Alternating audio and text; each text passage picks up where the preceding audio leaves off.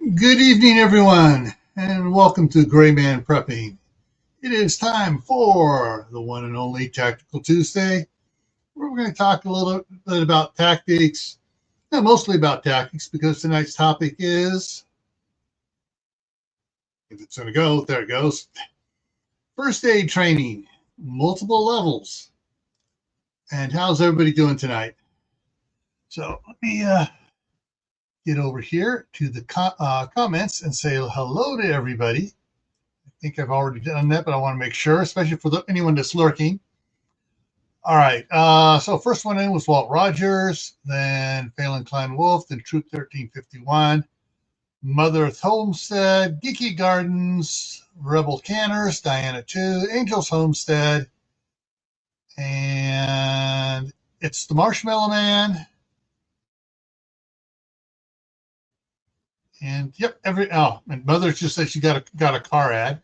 Angel's got an ad for an herbal book. I went in, I told it, and yeah, I bet they wouldn't change things again. They're really pushing, the platform's really pushing on the ad thing. And from what I understand, they're actually hitting the smaller channels more than they're hitting the bigger ones because they get a lot more people just watching the bigger ones. So any ad that does get up gets a whole lot more views. So they're trying to milk the little guy. It sounds like the left-wing government trying to squeeze every little cent out of the middle guy. Moon over Miami, welcome. All right, so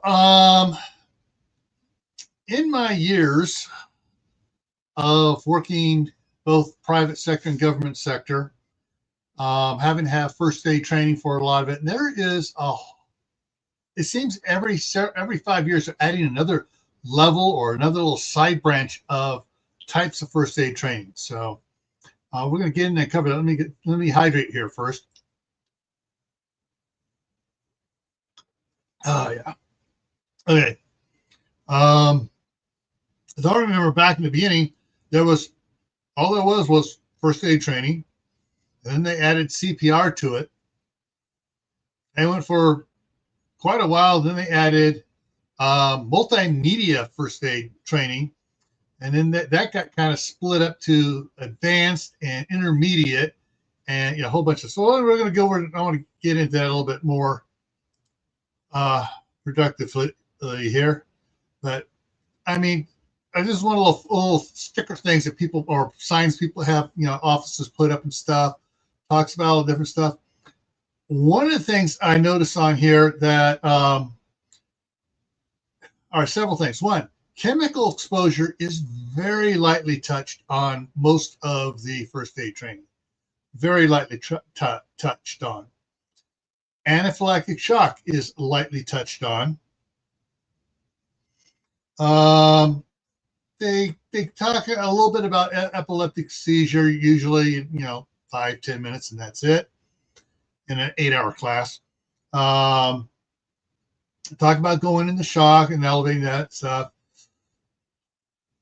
They cover the basics here. Chemicals in eyes. Most of the classes I went to, it was if you have one of those special bottles with the liquid, for irrigating the eyes, you do that. You cover them, and you wait for someone with more training to show up. So, yeah. All right, let's go on to the next one here. So, currently, from my looking at and what shows up, there's infant first aid and CPR. Then there is beginner/basic. Then there's intermediate multimedia. I forgot to put multimedia up there. Then off to the side is wilderness first aid. I'll cover why that's a little bit different. And then there's advanced.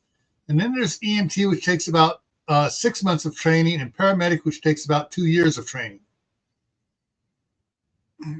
And yeah, and they're on AED machines. They're covering that more and more. I'm not sure if they offer it in the beginner basic, but I know they offer it in the intermediate. They'll run a little thing on that there. And as far as AED goes, the besides the machine, just regular CPR, I remember it coming and going and coming and going. It's like they can't make up their mind and how they want you to do it. And then there was the two, usually it was 2-person, one doing compressions, one breathing. Then there was nobody doing it. Then there was, doing breathing only, then compression only. Then, I'm not sure where they're at right now. They keep changing it up. Let me put it this way. As one doctor said, and this is a doctor saying it, this is not, it doesn't hurt to have 2 people working on them. Okay, so get the training. That's the main thing about this topic is get training. I'm not giving medical advice. I am telling you, get training here, folks. Find out what is current out there and learn how to do it. As far as wilderness first aid, in the Boy Scouts, scouts were told to get the beginner basic first aid training. Adults were told to get intermediate training.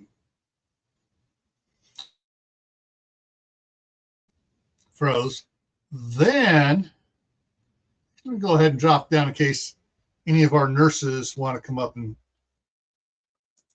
say anything. And when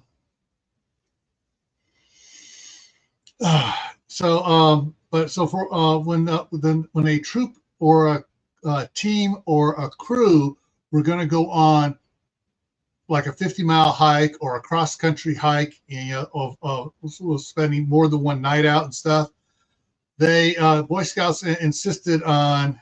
Here comes Tammy. Hey, Tammy. Hello. Then the councils would say, all right, all leadership must have wilderness first aid as well. And we suggest, don't require, suggest that the senior patrol leader and assistant senior patrol leader have wilderness first aid as well. Then if they're doing stuff like the big adventure one stuff where they're out for a week or so or going backcountry, then they want just about everybody to have wilderness first aid. If it's a venture crew, everyone has to have first aid, wilderness first aid, to go on stuff like cavalcade, whitewater rafting, and some of the other activities. See, even with my RN, I take the wilderness first aid because it's really helpful. And I do a lot of summer things with kids that was not in my practice as a nurse. So the wilderness is great. They are back to 2-man CPR again. Yay! But if you're uncomfortable, they say you do not have to breathe for them. It's the chest compressions that are most comfortable. That's what I heard at my training this year. That is different from my training 2 years ago. So whatever. I just am lawyers. I'm going to do what I've done that's been successful in the past. Yeah. And, when I went to work at Homeland Security, they had us take the intermediate. They started with the intermediate, then had us take the advanced. Yeah. And in the advanced class, they said that all DHS first aid kits will have several of the breathing guard things. Yeah. See, I did my EMT before I did my nurse. So I have done the whole gamut of this. And then I do the BLS for nurses CPR.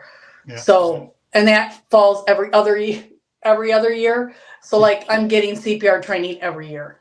It's a lot but you can't get refreshed too much, especially when I'm not in a hospital setting anymore and I don't use it daily anymore. Thank goodness, knock on wood. All right. But Lewis is trying to come up. Oh, there's his picture now. Yeah, he shows up. Yeah. Took you a while to show up, Lewis. You maybe have internet problems, so be ready. His internet was pretty good. He was on with me. Yeah. And Rudy Fern just came in on your side over there because I saw you kicked it out there. Yeah. One of the things that was really interesting with the wilderness first aid, the intermediate and the advanced, and then there's another one, whole other one that encompasses a little bit of all those, and that is the community emergency response team, the CERT training. I've done that one too. And what's interesting, even in the advanced, they don't cover what they cover in the CERT training as far as MCI, that's mass casualty incident.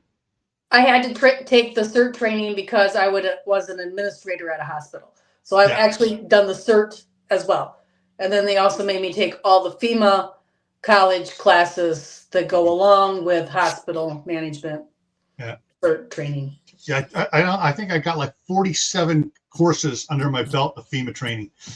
I actually went through because they're free and did them all for free. And I wish I had the money to have them transferred to college credits, because then I'd have a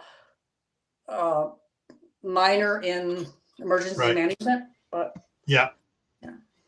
and so, you know, the main thing, guys, everyone out there, the main thing of tonight, we're not giving medical advice. We're telling you, go get trained. Learn how to do it. Everybody should know how to do CPR. Oops, we lost Lewis. And he's coming back, trying to come back again. Everybody, if you're babysitting, you should take a babysitting class that has CPR.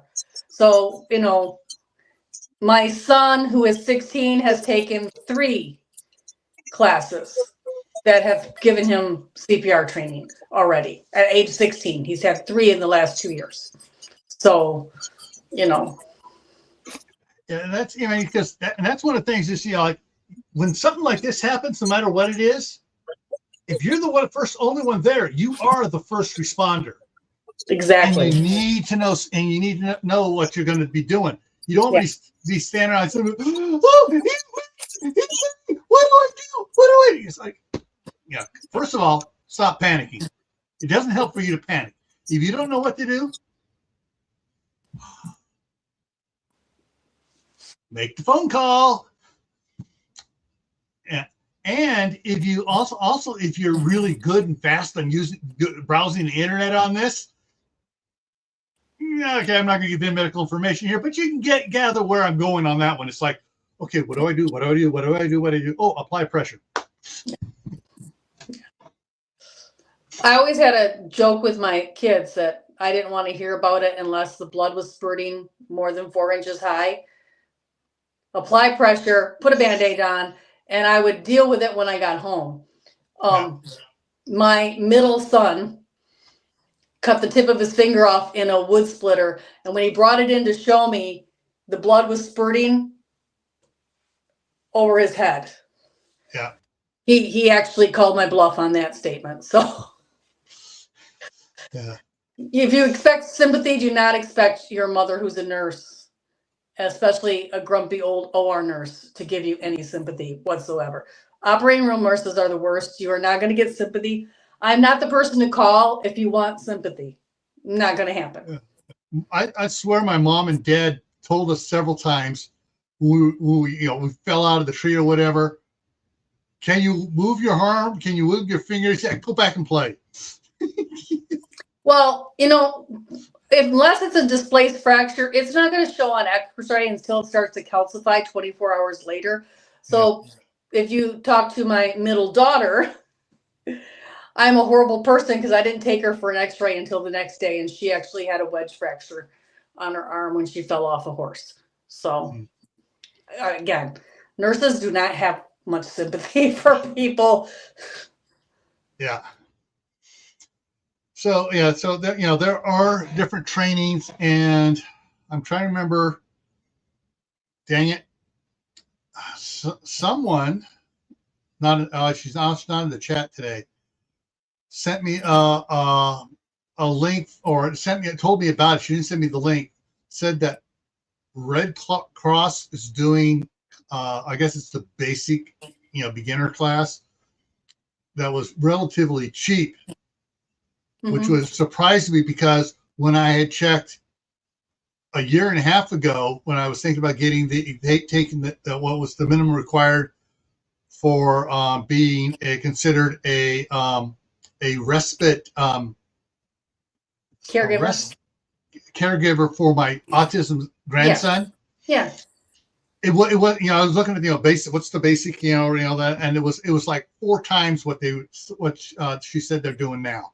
No, because you can do it online, the class part online, and then you just go get a one-on-one instructor to come. It's really cheap, like way cheaper. And if you call your local hospital, they're usually offering classes for free. So okay. You might want to try. I'll have to check with the hospital, and I didn't think about checking with the hospital. Yeah, but I called. They have to recertify. Our hospital recertified every year in March. Yeah. So there's once a year they'll do the classes, and they have openings. They'll let you in. So you just call and ask. Yeah. And then they also have people that can do the in-person part. You can do it online and do the in-person part. They'll give you an instructor too, really cheap. Yeah, so that's one of the things that I need, need to go do. Just been dragging my feet and putting it off. Yeah. Yeah, but I mean, because even like for the CERT training, I went through. Not only did I go through the CERT training, I went through the instructor training. So I was teaching all the aspects of the CERT program, and I actually helped write some of it. Mm-hmm. For some of the things, so it's like, okay, I got to take the teacher class to teach what I wrote. Yep. Okay. Well, Yeah, it was funny because one of the instructors from the fire department that was teaching the teacher for train the trainer portion, and I was in. I got this from the. She go, wait a minute, you wrote part of this. I go, yeah. Why are you in here? Because I got it. Got to get my credential so I can teach it too. Yeah. It was funny. But yeah, so you froze. Yeah, so I mean, like I said, with all the different levels you can do a lot. Now, Bruce at Backwoods Law hasn't been on lately. He's kind of he watches stuff occasionally and makes occasional comments, but he's not doing any live streams anymore, even other people's live streams. He was putting out there that check with your local fire department and your local ambulance service, because they sometimes will pay for either the EMT or the paramedic training, but you got to sign a contract to be with that ambulance service or be a volunteer with the fire department for a certain amount of time to make it worth their while to pay you for that. And one of my cousins is getting his fire department training for that right now. Now that you say that, one of my cousins is doing that right now. Yeah. And so, that's there's always more training you can take. You're really interested in it. Now, let's see. Mother Earth Garden Club says Red Cross Online is like $30. Yeah, they've come down a lot because I think it was 75 when I was checking on it a couple of years ago. 6 years ago it was 80 because I had to take it for the job I had 6 years ago on my own. Yeah. But that $80 paid for an instructor to come out and do a one-on-one with me. So. Yeah. Well, this was supposed to be a classroom of 24 or something like that. Yeah. And I'm going to say, okay, so 75 times 24. Yeah. Well, see, you could get your instructors, and then you can do that and make that money. Yeah. Because only a small portion goes back to Red Cross. The instructors do make money doing the class. Yeah. So, anyways, getting back to the paramedic and EMT training, because some places that have have volunteer fire departments, like we have out here in the middle of nowhere, and they're desperate to have EMTs on their fire crew to drive their EMT truck or just to be the first responder, because if we call for my sister-in-law to get an ambulance ride to the hospital or an ambulance ride to respite care, the first responders, 911 will also call the first responders and they come out to the house.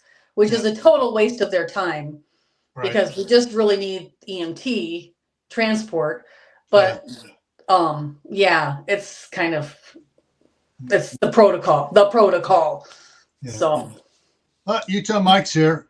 Oh, hey. he's late. He's late. He says, so nice outside, I went for a walk. It's snowing here again, Mike. Oh man. All day, on and off all day. It rained all through the night and then it started snowing on and off all day today. Little tiny snow. It didn't stick on the ground. Yeah, we're at 65 here right now at almost 6:30 here Mountain Time. Good. You're sending it my way. Yeah. Let's see, what else was there? EMTs. All right, so wilderness first aid. The reason why I said it's let me throw this back up here for a second.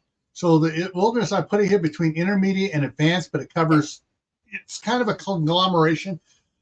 One of the things it does, for those that don't know, one of the things they do evacuate. They train for evacuation and how to stabilize somebody to evacuate them. Intermediate and advanced don't train to evacuate somebody because ambulance are coming. Well, that's the theory. We take a group hiking in the Rocky Mountains. Yeah. There is nobody coming. They are 4 miles either way to the next off point on that trip at any given point. There is nobody coming and they don't have cell service. So there is literally no evacuation. Yeah. They have to get them stable enough to get them to the next point. Yeah. The one girl that goes as a marathon runner, she will actually run until to get cell phone service to meet them at the point down there. But Yeah. The hazmat stuff is a totally separate training from the first aid, which is offered, for different things. When I was working construction years back, I actually went through the hazmat management training course. The company put 4 of us through it because we were working on a Superfund site. My son just had to take something. That's not the name of it, but because he is going for his associates in welding and material, what is it called? Fabrication. He actually had to take a safety course as part of that and get a certificate. They're teaching now about the when you're welding galvanized steel is the big one, and some of the other steels and stuff, steel alloys that put off different gases when you're welding it. This class is required if you want to do any management in material fabrication. Yeah. So and it was offered through the community college. So all of these classes we've just talked about too are also offered through your local community college, and a lot of them are offered non-credit. They're cheap. Yeah. Or they're offered at a 0.1 credit. or if you're taking them, a lot of times they're offered if you're your colleges, if you're a senior citizen, which I haven't quite made it there, but if you're a senior citizen, the college will often offer these as free classes. Yeah. For continuing education for seniors. So that's another place you might look for a free class. Now, one thing I don't know about the rest of the country, but back in California, in Contra Costa County, they had for each of the school districts had adult education courses. Yeah, yeah. And those were rather cheap, or should I say inexpensive. And a lot of the time, you either had whatever it was for, you had professionals come in and teach it. And what's strange is a lot of them were instructors from the college. Yeah. They got bonuses from the college for going out and teaching this. So the school district wasn't paying for it. The college was paying for it as their community relations. Yes. Yes. So that's another place you might reach out to get a class. That'd be a good idea. But there is just so much on wilderness first aid. One of the things they teach in wilderness first aid that they don't teach in intermediate or advanced or even EMT, I would suspect, altitude sickness. Dealing with that. They did not teach altitude sickness in my wilderness class this year.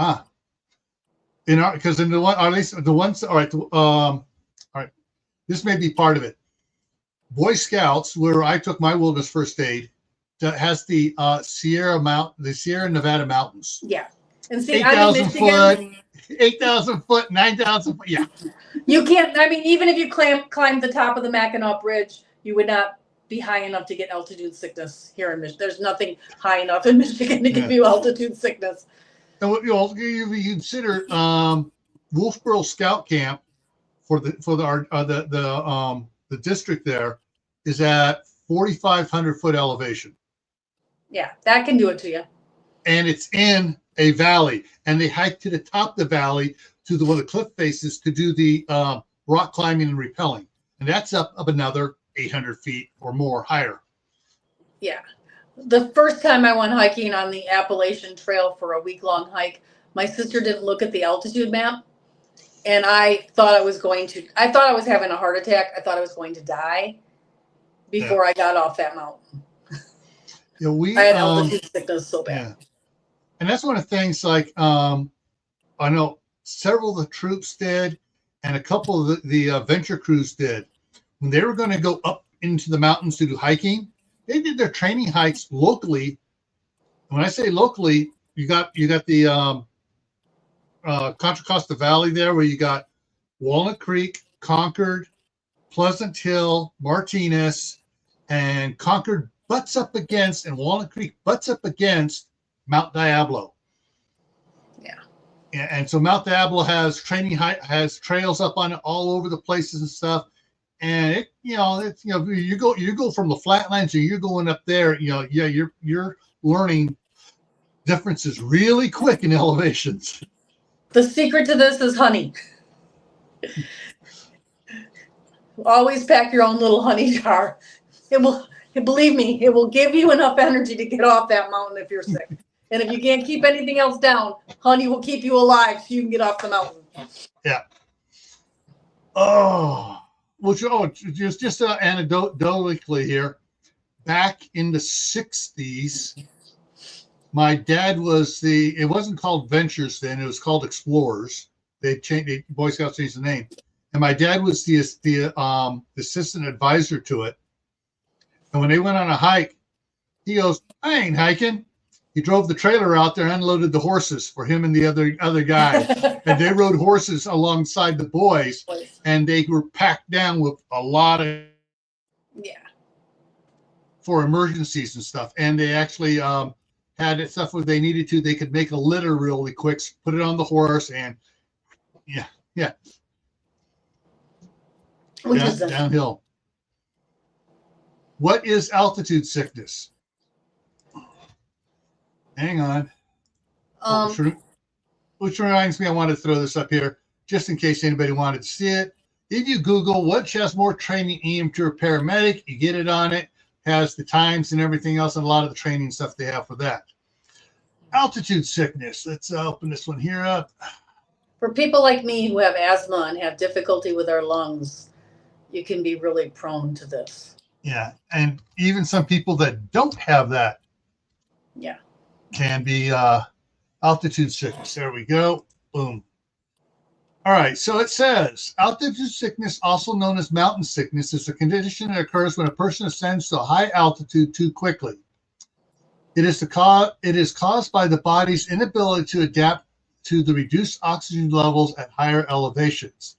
Symptoms: headache, nausea, vomiting, fatigue, dizziness, shortness of breath, insomnia, loss of appetite, and confusion in severe cases, or if you went to UC Berkeley.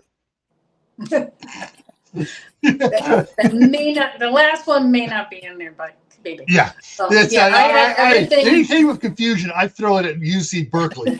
I had everything but confusion on that hike. And maybe I had confusion. I was really like huffing and puffing so bad I couldn't move. All right. And then it says types. They list 3 types here. Acute mountain sickness, the mildest form characterized by headaches, nausea, and fatigue. High altitude pulmonary edema, HAPE, a life-threatening condition where fluids accumulate in the lungs. High altitude cerebral edema, life-threatening condition where fluid accumulates on the brain. That's where the confusion would come in. Yeah. And so the pulmonary edema, one sign of that is pink frothy sputum too. Yeah. So just throwing that out there. And that's the thing is the scout troops and venture crews, when they're going up there, the council wound up buying the little oxygen bottles that the troop could rent really cheap, and if they use it, then they have to pay to get it refilled. But you can bring it back, and then it's more like a deposit on it. I should have carried one of those instead of that 20-pound camera. I was too sick to take any pictures with. Yeah. But yeah, so so in dealing with the stuff, we can tell you a bunch of stuff here. We are not giving out medical advice. Again, we are not giving out medical advice. We are conveying some information to tell you to get out there and get your training yourself. Take that. Just sharing my own anecdotes, not giving medical advice. Yeah. So you get the training you need to get to deal with all this stuff. Because the wilderness first aid training we did was 2 days, 16 hours. And that was after a evening of the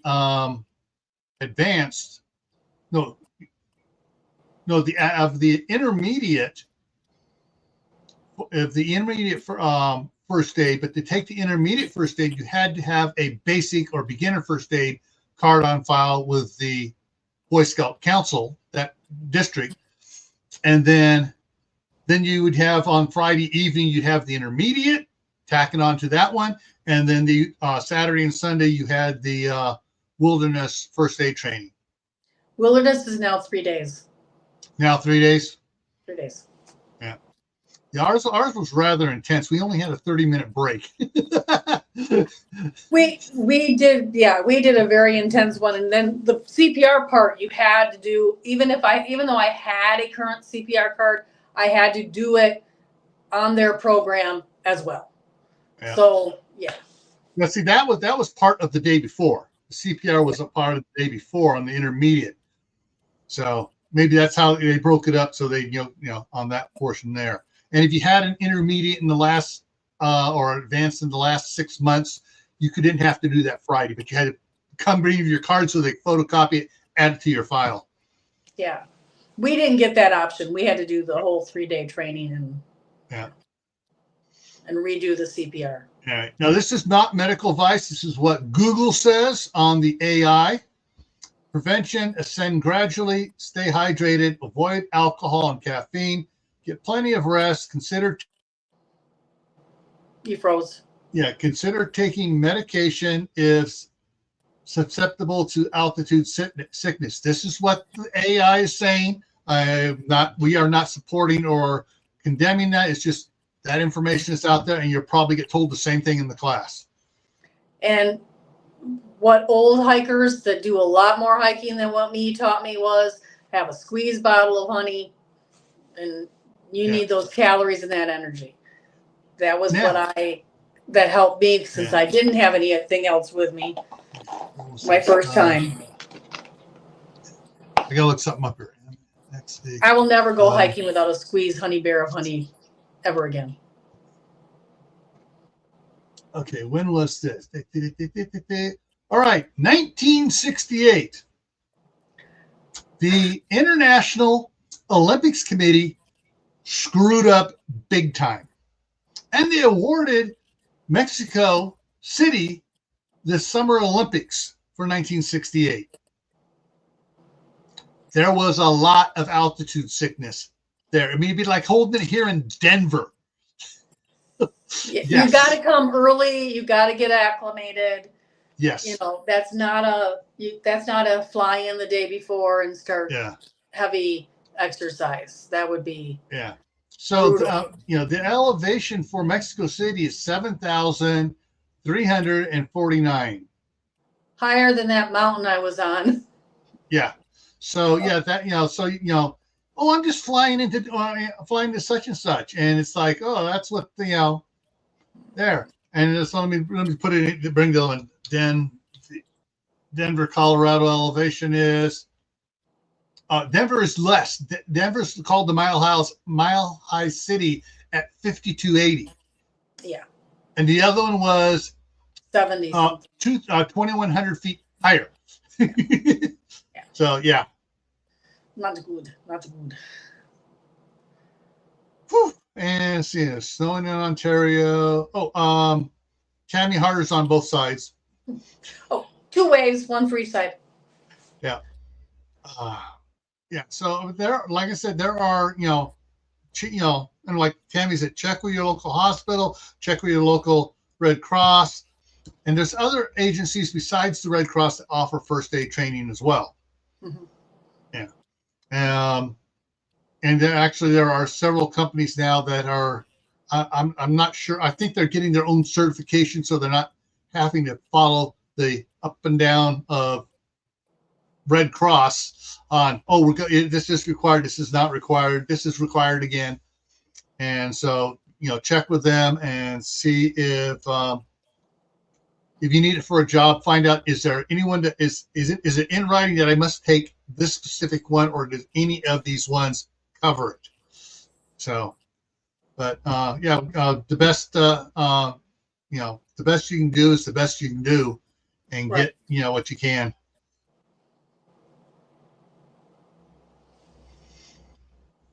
Okay, hang on a second here. And the one thing I learned at Wilderness Safety that I did not know in all my many 26 years of being in the medical field was to have baby aspirin in your first aid kit for prevention of heart attacks.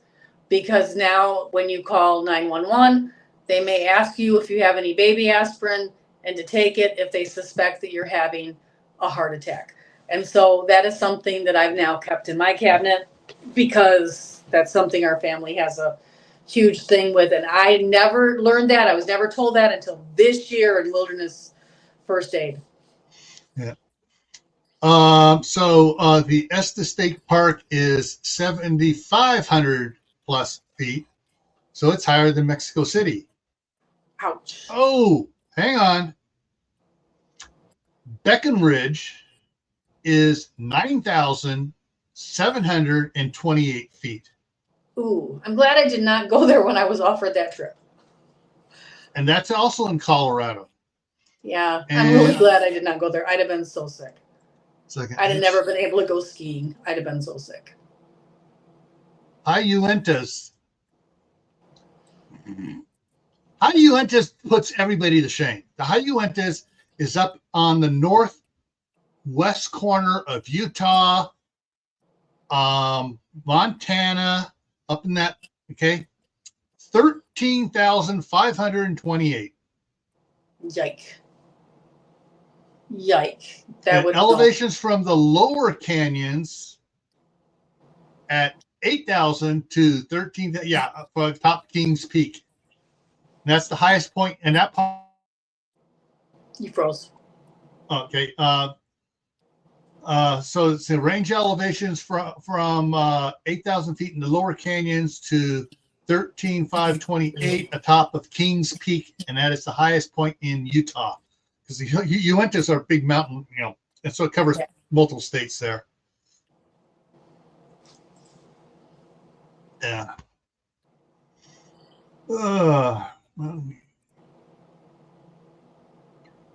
Okay, that's more information. That's we're getting a little bit offline, but if you passed the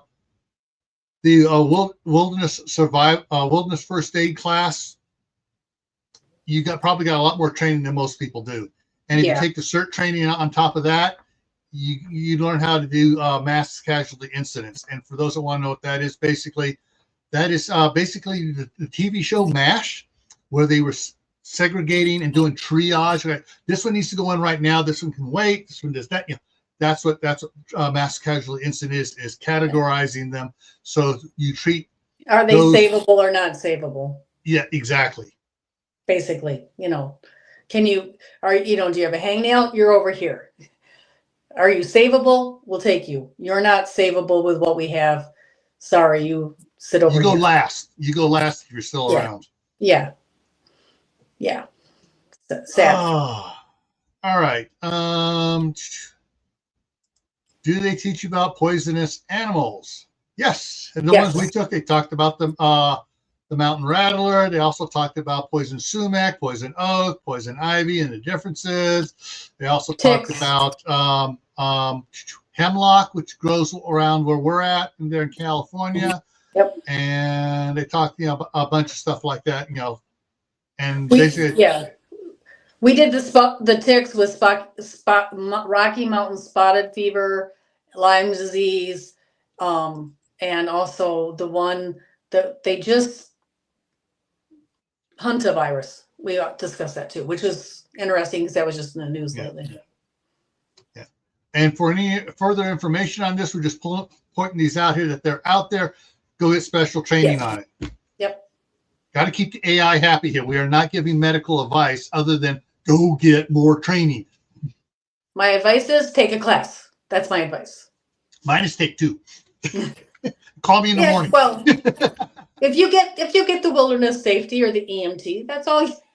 Yeah, that covers it. Either one of those will really cover everything.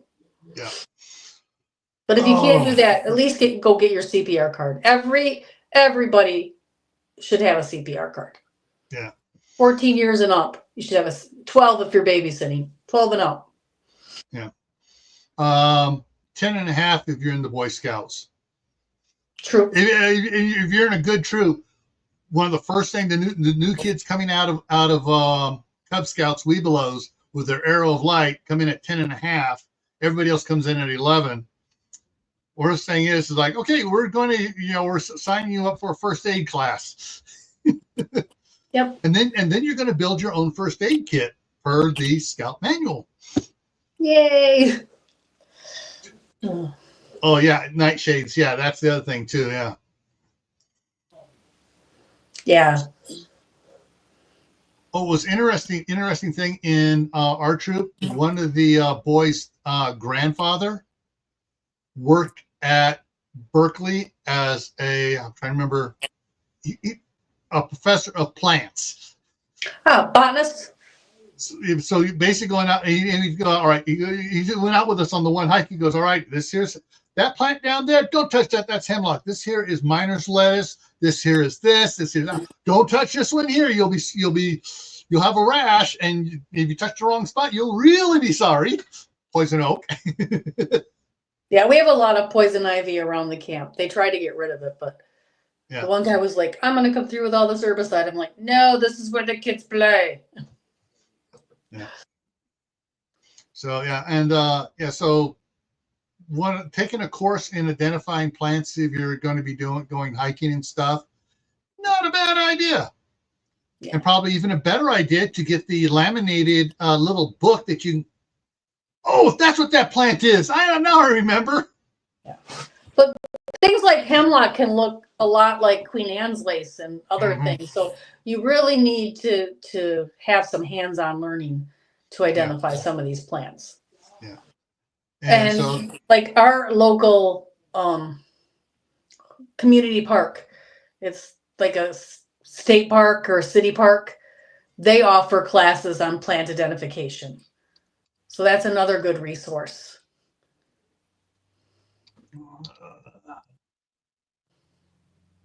Oh, come on.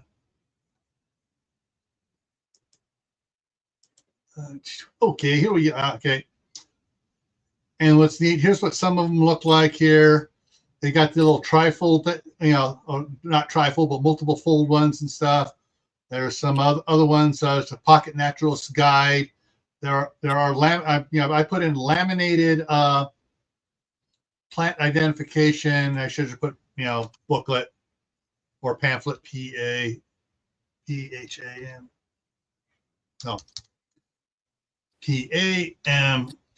Pamphlet. Yeah. Yeah. So there are a bunch of different ones. Trees. poisonous plants, edible plants. Yeah, so there's different ones you can get and be and they have they have ones like there's the one for common in California. Yeah, so you get one for your area. Yeah.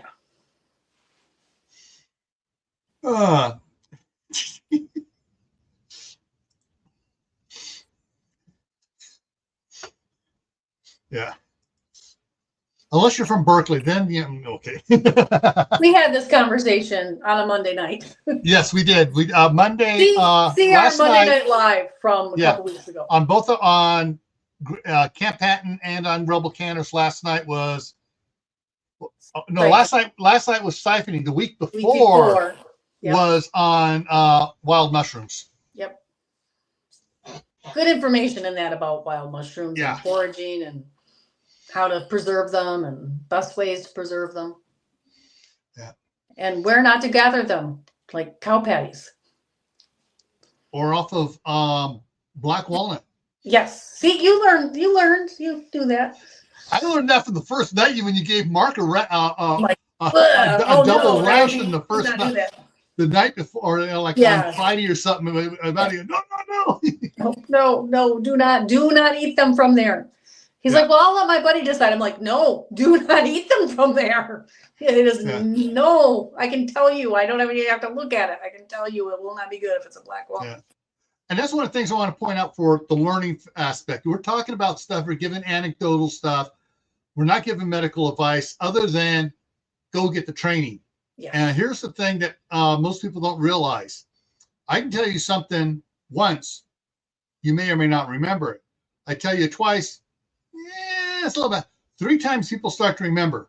Mm-hmm. And if they see it again or hear it, read it, and then, you have like a video on it showing it, they retain a bunch more. That's why they you have to do first aid every couple of years to keep it in your head. And to be perfectly honest, a video is great, but hands-on is always better. Yeah. So these classes we're recommending, a lot of them have a hands-on component.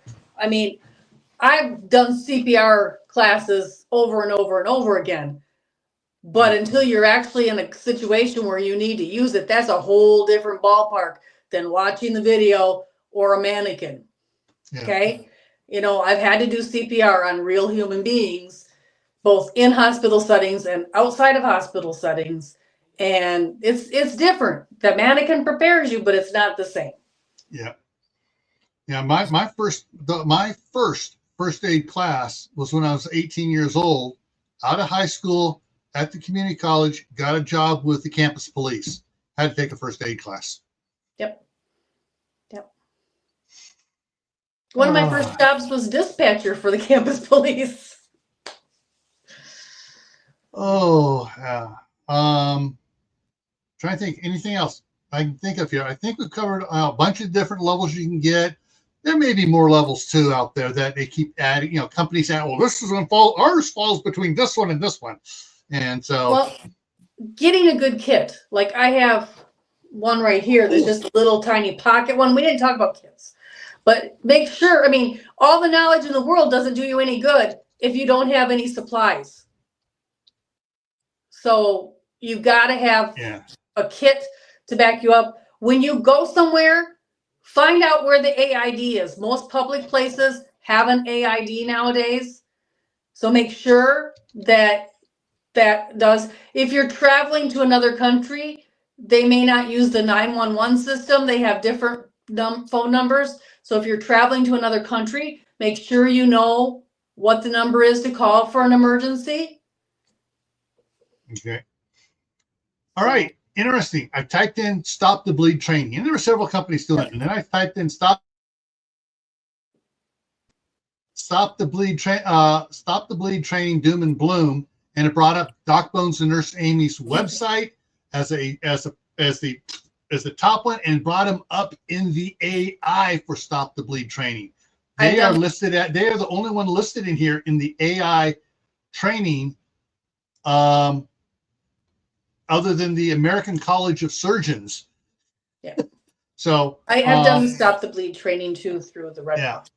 So yeah, Doc Bones and Nurse Amy on their website, doomandbloom.net, have videos. They do online training courses with their videos behind them and everything popping up and everything else, fun stuff like that too. So Stop the Bleed is probably,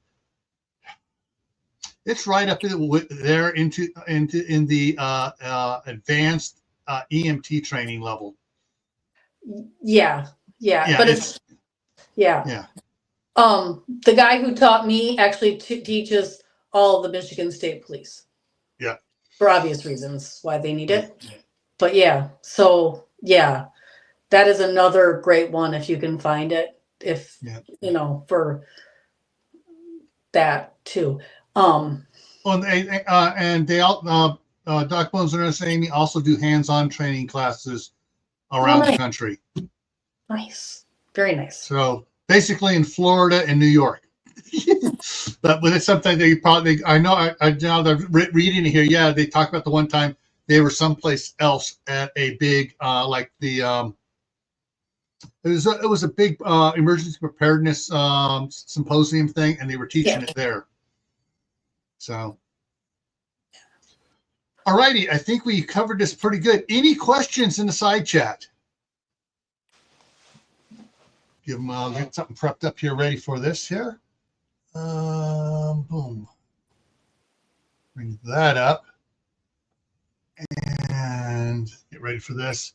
Waiting for anybody typing any questions. We got 16 still watching, and let me check, do the other thing here real quick. See where we're at here still. I'll be surprised if we're still at 1995,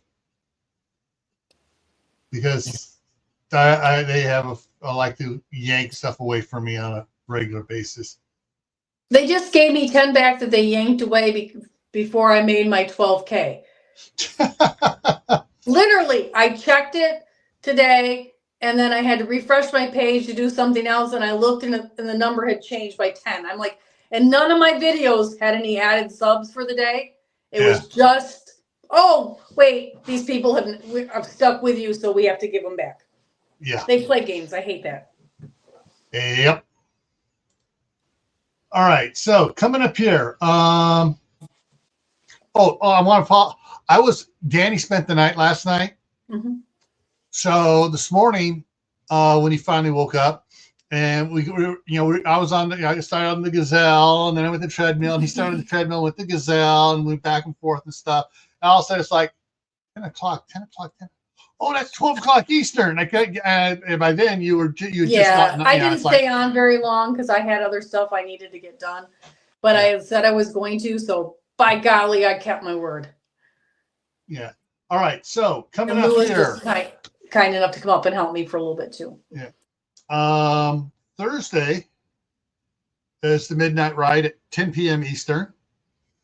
Friday on Camp Patton Family Compound is Start Your Seedlings. That's 8 p.m. Eastern. Survival what? I said if it ever stops snowing. Yeah. Survival Saturday here on Grayman Prepping is After the Supply Chain Fails, What Are Your Plans? Monday on Camp Patton Family Compound is Processing Peppers. So we're going to talk more than just canning. It's going to be canning, freeze drying, dehydrating, whatever. Yeah. And next Tuesday here is How Do You Do Land Navigation? Oh, okay. I.e., oh no, my cell phone, the GPS app's not working. What do I do? I love poking fun at GPS. I've yet to find one that works right all the time. I just had to go to a friend's house, and I have not been to that friend's house in 12 years. It's not far from here, but I had to pick up something, and I knew where it was, but I trusted the GPS, and it did not take me there. And then I had to call him. I'm like, I know I'm like within a couple miles of your house. I know I'm in the exact kind of right area. He's like, oh yeah, the GPS never gives you here. And I knew when I drove by the driveway, but I wasn't 100% sure because his driveway is down a seasonal road and then a driveway. But Yeah. Those things don't work. Yeah. So that's what's coming up here. And those that want to get prepared for how to do land navigation, the Boy Scout Service Project on their website has the workbook and pamphlet for the orienteering course, which is land navigation. And if you've been to the Marines, get out your old book. Or Army, get out your own book. Navy, nah, you don't do land navigation. You do sea navigation. So get out your sextant. Get out the stars. Oh yeah, Google Maps for, oh man, probably. All right, when we first bought the house, when I retired in 2018, I came up here and I had something shipped here, and they kept on trying to deliver it 4 blocks away on the other side of the street. And then I noticed Google Maps decided to rename the street, not what the name of the street is, but name of the cross street down here. They said, oh, the street comes up and it turns. No, that street, it dead ends there when it intersects this one. And this is a totally different one. And Google Maps still puts it on. I reported it about 8 times. They still say, oh, no, it goes this. No, it doesn't. That is a totally different street. Anyways, yeah, so yeah, GPS, Google Maps, well, some of the Navstar and some of the other ones, don't trust them. Learn how to do land navigation, especially if the power goes out and it's a yeah, you know it ain't gonna work. All right, everyone. Thank you for coming in. And just remind you, as you can see going across there, we're still at 1,995 subs, just 5 away from the 2,000 mark. And so remember, stay happy no matter what life throws at you. Stay safe. Don't go out and do anything foolish. Keep adding to your preps: water, food, medicine, clothing. Learn a new skill like CPR, advanced CPR, first aid. Yeah. learn something. Yeah, take a class. And try growing something indoors. Oh, by the way, I now have 18 Mountain Princess tomatoes that are about that tall. Ooh, nice. Very nice. All right, folks. See you around. Bye-bye.